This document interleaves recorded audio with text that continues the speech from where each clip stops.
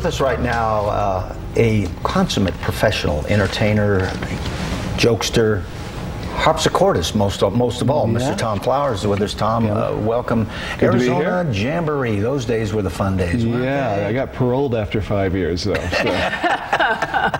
How have you been? Real well, real well. Yeah. I actually do mostly tuning these days, and sort of specialty is historically accurate tuning like Chopin would have had and Mozart would have had, and even the harpsichord this morning is tuned in a 1752 tuning.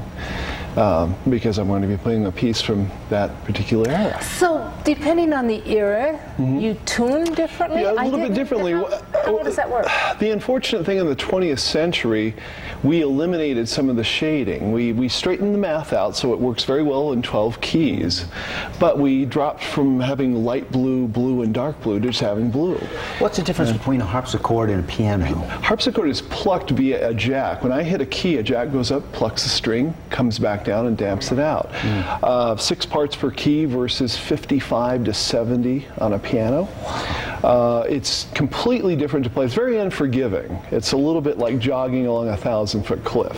And there's no daydreaming or leaning on the piano. I mean, when I played with the Jamboree, excuse me, Bob Bell, I was generally doing my checkbook and my gardening in my head while I was playing there. So, but on the harpsichord, it's full concentration. Finally, I have very fat hands, and the keys are... Is that conducive to...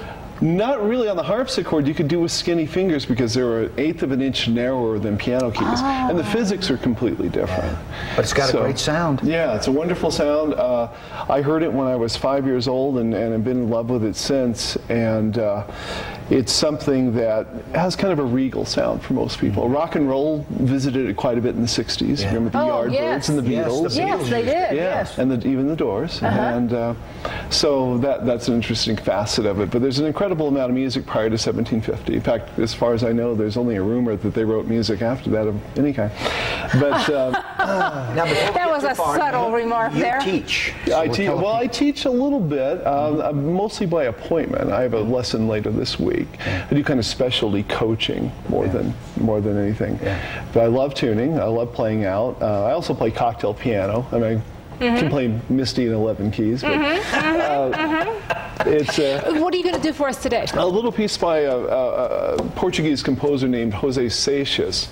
And, you know, we don't know a lot about these guys. Keep in mind, nobody cared about these guys. They didn't have publicists. We know more about Madonna and J-Lo than we want to know. And you can't find out much about these guys. And finding their pieces is kind of like buying Cocoa Puffs and sending in the seal and, you know, hoping you get...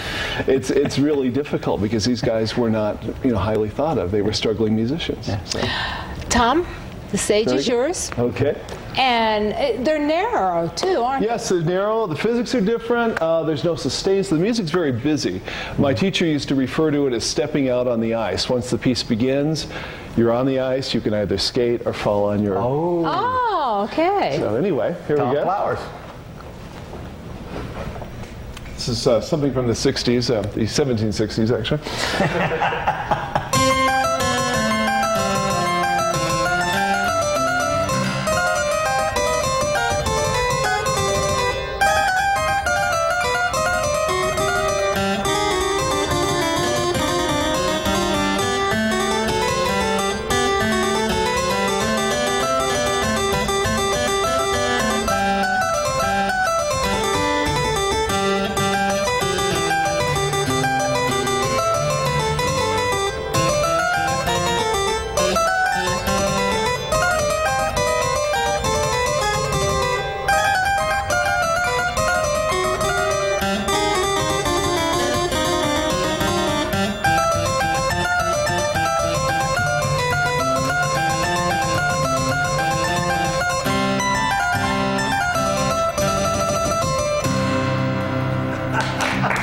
Thank you.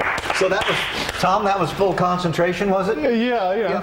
I didn't daydream too much. It sounded like full concentration. Yeah, very good. Very different. It almost sounds like they're in a big hurry. Absolutely. Yeah, there's more of a rush to it. There's no sustain to it, so you have to keep playing, otherwise there's no sound. Unlike the piano, there's no